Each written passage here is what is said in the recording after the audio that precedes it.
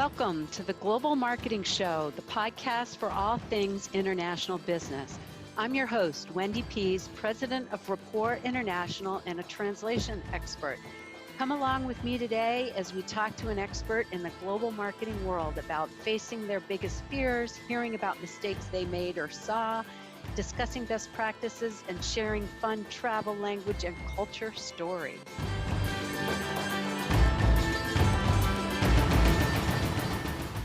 Buenos dias, hello, and welcome to the Global Marketing Show, my friends. I'm so glad you're back. We've got a very brilliant woman, Aytul Ercil, to speak with us today. But before I get into that, I just want to remind you that the Global Marketing Show is sponsored by Rapport International, a translation agency that connects you to anyone, anywhere in the world in over 200 languages with that 100% satisfaction guarantee. And today's tidbit that Rapport has provided us with is how dogs talk. So in the United States, we say to the little kids, "What does the doggy say?" And the little kid will respond, "Woof, woof." But if you speak Spanish, a dog says, "Guau, guau." And in Mandarin Chinese, a dog says, "Wang, wang." And in honor of our guest today, we're talking about dogs from Turkey, and they say, "How, how." So there's these little twists of culture that are really important when you're doing translation. So Aytul, welcome to the Global Marketing Show. Thanks, Wendy. Nice to be here. Yeah, it's great. So a little bit about Aytul. She is an academician turned into a serial entrepreneur, and her field of expertise is image processing and machine learning. She has a PhD in applied mathematics. I told you she was smart. She's a professor. She sits on a number of boards, and she's the former president of IWEC, the International Women's Forum. And I happened to meet her at the IWEC conference this year because she's also an awardee of the International Women's Entrepreneurial Challenge. So I was so lucky that we sat next to each other on the bus and then have gotten to know each other. So Aytul, this is such a pleasure for me to have this chance to talk to you on the podcast. Thanks, Wendy. The pleasure is mine. Yes. So tell me about applied mathematics in professorship into becoming an entrepreneur. What started that journey, or what did you see was missing? Well, I always wanted to be an academician. I actually studied electrical engineering in undergraduate and did double major with math. I really wanted to do computer engineering, but at that time, there was no computer engineering undergraduate in my university. So this is like ancient times. And the closest thing was electrical engineering. So I was totally confused when I graduated. To some schools, I applied to electrical engineering, some computer engineering, some math. And Brown University's applied math program seemed to be a good combination of all. And that's where I ended up going. For a long time, I was doing very theoretical work. But after I graduated, I worked at GM Research Labs, General Motors. And that's which really affected my future, because I had the pleasure of turning your ideas into products. And that was, very satisfying. So I said, from now on, I'm going to do applied work. So when I returned to Turkey and became an academician, I was doing applied research. But university's job is not to develop products. I mean, we do the R&D and maybe the first prototype, but it was not being turned into products because companies need to have local expertise to take the university technology developed at university and turn it into products. So you need intermediate technology companies, which made me an entrepreneur because we were doing a lot of applied work, but it was just staying in papers. It was not turning into being used in industry. So I started a company with two of my graduate students, but it was a little early. At that time in Turkey, they didn't trust that a high-tech product would be developed in Turkey. So they were just they were asking us for quotation and using it to bargain with foreign countries. So for a long time, we were doing free consulting. But over years, we started building confidence and we started developing good products. And then I sold that company, my first company, to a German company, which was number one in Europe, number three globally in machine vision. And then together with the R&D manager of that company, we started my second company, my current company, Vispera. So that's sort of the journey going from academia to industry. Okay, and tell me about your current company, or tell the listeners. Okay, is a again image processing machine learning company, but focused on in the retail domain. So we work with either the CPG companies like Coca-Cola, Unilever, P&G, or with retailers. So we automate in-store monitoring. So we check retail assets like shelves, coolers, etc., for out of stock and compliance issues like price compliance, promotion compliance, planogram compliance. So currently we're working in more than 35 countries with many global companies. Okay, so say I work for Unilever and I want to use your product. The reason I'd use it is I could put it into the stores that sell the product. So it could know if the shelves are stocked or if I need to ship more, or break it down into the. Okay.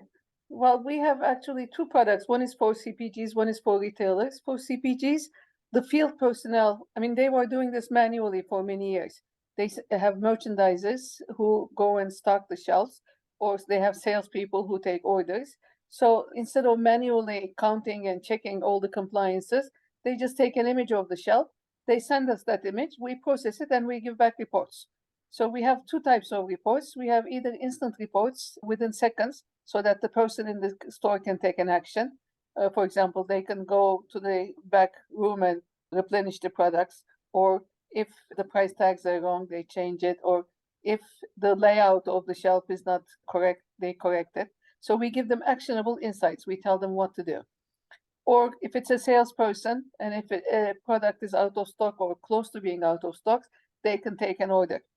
We also have a detailed dashboards for the back office people to analyze, which products are problematic, which stores are problematic, what happens in a certain time period, etc., so that they can plan for the future to do better.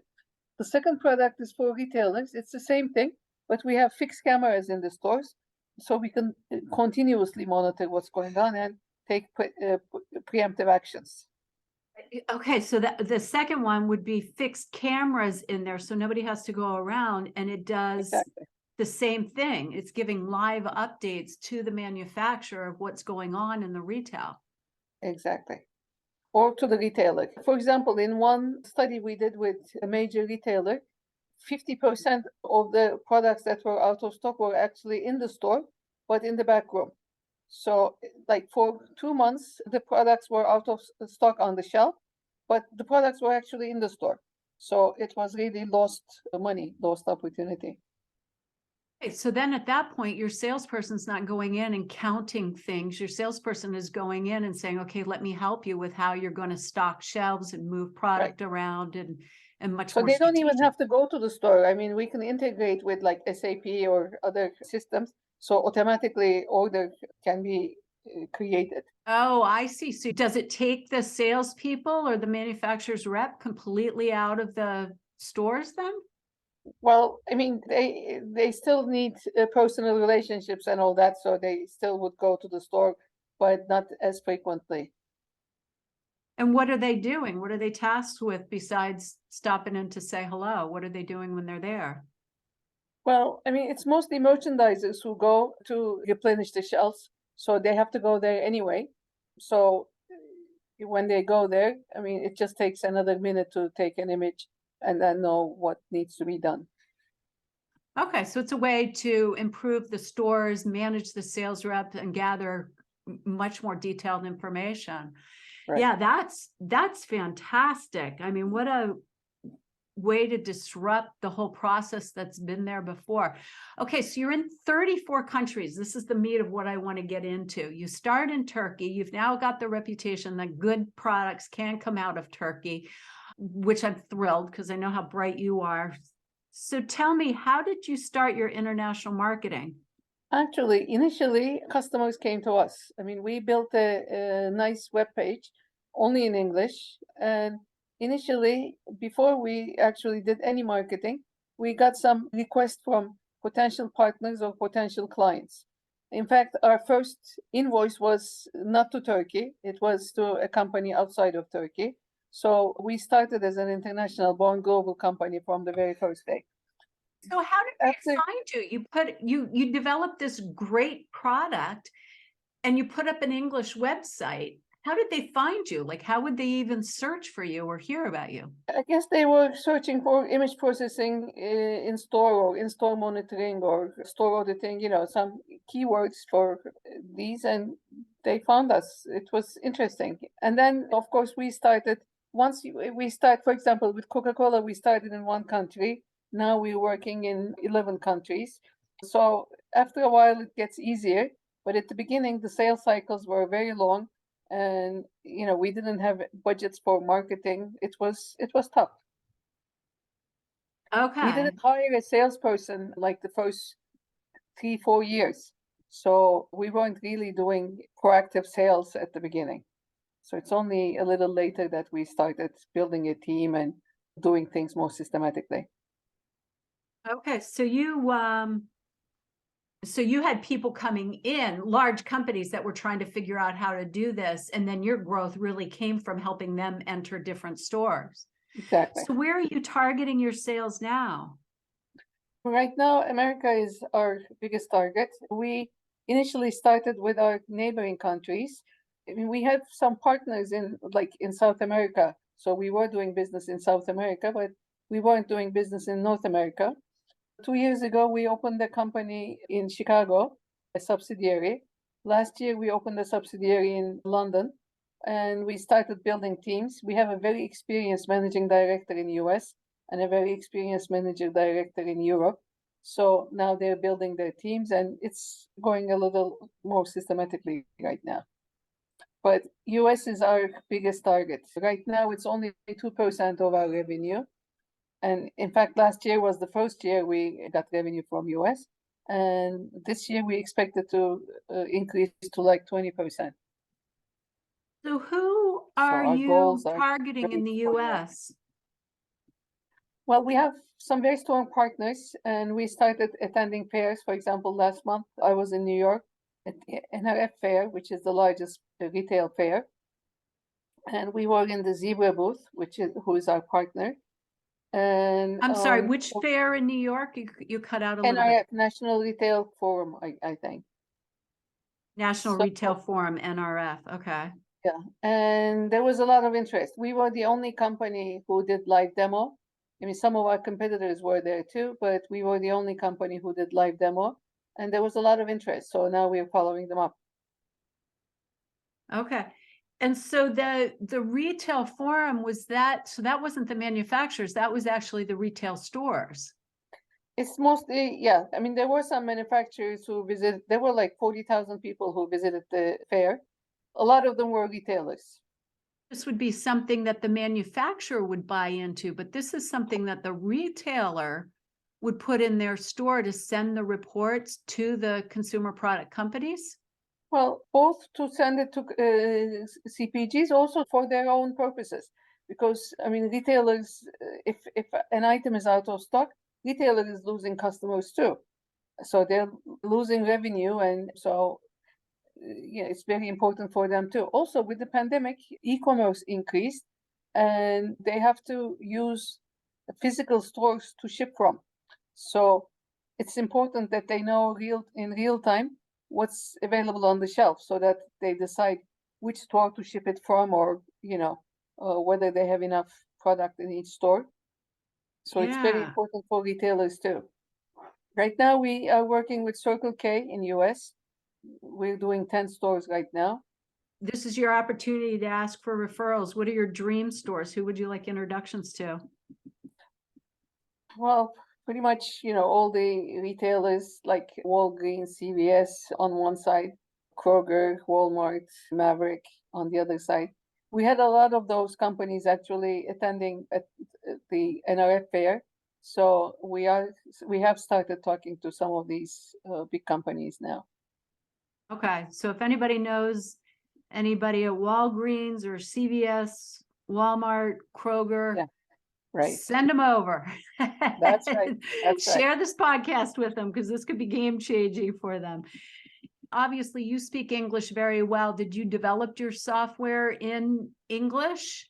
And then Yeah. how are you handling different languages? Well, in our company, all our internal communications are in English too. So all our documents, all our presentations, everything is in English. That's our standard language. But the software is very flexible. We can easily customize it to any language. So in fact, we are doing that in South America. It's in Spanish, in every country, it's in local language. Oh, okay. So If they whenever you require it. get, Some just want it in English, but if they require it, it's easy to. It's limited vocabulary, so it's not really a big issue. oh, good. Okay. So you were very smart and built it from the beginning with limited vocabulary that could be done. Right. Good. That's one of the big mistakes that I see with other tech companies, that they don't think that through. And then later on, when they're trying to sell, what have been some of your biggest challenges of selling internationally? Well, being a startup, you never have enough money, so we don't have resources for marketing. That's one of the challenges, and also hiring people, hiring good salespeople is very crucial. So we have hired and fired some people. It takes some time to find the appropriate person. And you have to you have to physically get together and meet people. Right now, with the pandemic, we all got used to remote meetings, but still, physical touch is very important, I think, in any kind of relationship. So, those are the challenges. Right. And how about, like, you don't sound like you're afraid to me at all, but a lot of people have fears of going internationally. Do you have Yeah, anything? as I said, we were born global from the very first day, so we didn't even think of the alternative. In fact, our sales cycles were usually longer in Turkey than in other countries. They didn't trust us as much in Turkey, but now it's changing, of course. We were not really afraid. And I also lived in the US for 9 years, so I knew international life. I was always involved in international projects. So I wasn't afraid, really. How about mistakes? What mistakes have you made, or would you do Oh, over? many, many mistakes. Nah. The important thing is that you learn from your mistakes. Right.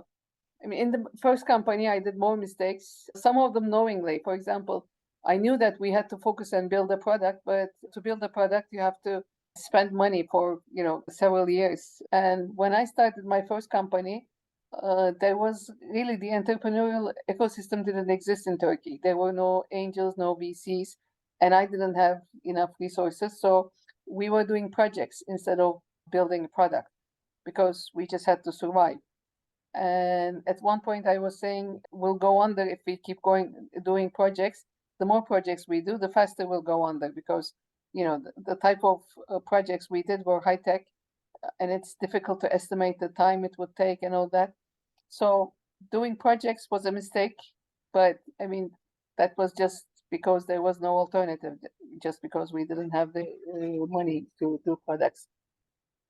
So So how you did you have to get the focus. money to say we're going to stop doing projects and going to focus on building? Well, that's when the German company who eventually bought my company, they came as a partner. So they injected some money to the company. That's when we started building products. How did you find them to be a partner with you? There actually there's one organization, European Machine Vision Association. I became a member. It was the most valuable 1,000 euro that I paid because it was 1,000 euro was the membership fee. What And was the name of the organization again? European Machine Vision Association, EMVA. And they have annual meetings where only the C-level executives come to those meetings. And that's where I met the CEO of the company who eventually bought my company. Okay, so really, like, fundraising was really difficult at that time, but it was meeting other business owners. That's really interesting because you hear about the different ways to fundraise, and competitors, partners, or people that are upstream or downstream from you in the industry Right. are a good way to do it. And so, and you leveraged across countries. You weren't just looking local to find the money. So that's, I repeat that clearly because it's a good reminder for all of us to think creatively about getting the money. So they came in as a partner and funded you to start doing the development. Exactly. Yeah. What other mistakes? Well, I was a technical person. I didn't know anything about finance or accounting. So, for example, when the Germans came, they asked me to send a P&L, and I had to look up Google to find what P&L is. I mean, I was that ignorant. I really didn't know much about finance or accounting. So that means some of the decisions I made were not correct financially. But I learned over time, I'm sure I made many other mistakes along the way, small ones, but again, we just kept learning from them. Yeah, no, that's interesting to talk about is just where you spend your time, how you manage your money, and then how you build your sales force. Because it also talked like you had some incorrect hires there and you knew to unload them and to make room for bringing on new. Yeah. Well, the thing is, for startup at the beginning, I mean, it's difficult to find good salespeople because, first of all, you cannot afford them. And second of all, they don't trust you. I mean, they don't want to risk their careers if it's a very successful salesperson. Startup, 90% of the startups fail. So it's risky to join a startup. So at the beginning, it's very hard to find really good hunter type of salespeople. But over time, as we kept expanding, we got better and better people. Yeah. So you were talking about the people in the different countries. You've got somebody in the US, you've got somebody in Europe. How are you managing them to make sure, like, is there a cohesive culture? Are you all communicating in English? Do you have similar goals? So talk to me about your leadership Sure. management. Well, first of all, the leaders in each country is very important. I mean, to have the correct person that sort of manages all the operations there is crucial. And we have constant meetings. We have like weekly meetings, and then we have monthly meetings where all the regional managers get together and we all talk about, joint plans, common goals. And like in this summer in July, we had a strategy meeting for 3 days, where again all the global managers joined. Some of them were able to come to Turkey. Some of them we met remotely, and so that was an alignment meeting, to decide our go-to-market strategy, our product development strategy. So for 3 days, we talked about different aspects of our strategy, and everybody is aligned after that.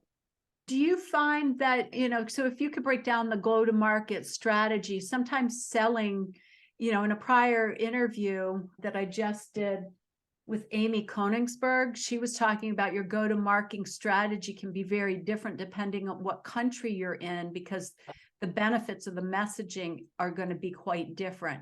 Do you find differences, or do you find that because of what your product is, it's more of a globalized message? For us, it's more of a globalized message because, many of our clients have the same problems wherever they are. Some countries, for example, in India, we have more mom and pop shops. So there, it might be slightly different. But retailers are pretty much the same. Or we work with global companies like Coca-Cola, Unilever, Danone, Henkel, who are pretty much, who have the same criteria, same methods everywhere. So for us, it's not really that different from country to country. So you're doing it all in English now? Like, are you translating your website or your communication? Everything is in English, but like some countries, for example, we work in CIS countries like Kazakhstan, Azerbaijan. There, they prefer Russian speaking. So we have customer success people who speak Russian. It just makes communication easier. So for most countries, English is sufficient, but like we have people who speak German, who speak Spanish, who speak Russian. So, that just sort of makes it a little easier for some clients. Okay. And you're such a custom solution for your clients, that having that one-to-one person interaction really helps to have a bilingual person there. Mhm. Yeah. But most of those companies are global companies and their language is English too. So we don't really run into many problems. Oh, okay. Okay. Yeah. So it's just, if you're a tech company providing a high-end solution, it sounds like you can have a lot of success with hiring some bilingual for that more detailed orientation. Yeah. Mhm. What recommendations would you have for people if they have a product that they want to take international? I think the number one thing is to find a good managing director in the country who knows the region, who knows the field, and has good managing capabilities. So, I mean, that's really the most important thing, because then he can build a team and he can, with his contacts, he can start developing pipeline. So that's really number one. We write down everything, all the procedures, we document everything. So we have a good onboarding strategy for newcomers, for example, or for clients. So people in different countries, they don't have to really worry about details. I mean, everything is documented, everything is ready to go. So for a new person, it takes very little time to get used to what's going on in the company. We give very high importance to documentation. And then just people communication. I mean, we have to constantly communicate and all go towards the same goal. Because if everybody has different goals that they want to achieve, it just doesn't work. I mean, people have to be aligned and agree with the management. Yeah. This has been fascinating to hear your journey. I mean, it's really been impressive with what you've been able to come up with, develop, and then how quickly you've gone internationally. So I appreciate you taking the time to share this information. And listeners, I hope this has been helpful for you. If you know somebody's got a tech company that's launching, definitely share. Now, I always end the podcast by asking, what's your favorite foreign word? I'd say perseverance or resilience. Those are the two things that come to me. Okay, so perseverance and resilience. So for you English Yeah. speakers, that's, English. Her original language is Turkish, so that's a foreign word for her. So we keep a very loose definition of that. Okay, so do you have a Turkish word that doesn't have a direct translation that would be a fun one to add to our vocabulary? Okay. I would say sabır, which is something like patience, because you have to be very patient with your customers, with your employees, with everyone. So Yeah, okay. And sabır, how do you say it? sabır, SABIR. Sabır. Okay, patience. That's a good one. For all you parents out there, that's a very good one too. Business owners and parents. Well, Aytul, thank you so much for being on here. And if people want to reach out to you, what's the best way to find you? I guess my email, should I write it on the chat? Well, you know my Just email. spell it out for our listeners. Yeah. A.ERCIL, E as in Edward, R as in Robert, ERCIL. C as in Charlie, I as in Istanbul, L as in Larry, at vispera.co. That's V as in Victor, I as in intelligent, S as in Sam, P as in Peter, E as in export, R as in rocket, A as in apple. Right. So And that's Ercil CO. at vispera.com. No, not com, CO. Oh, .co. Yep. Okay, glad you got me on that one.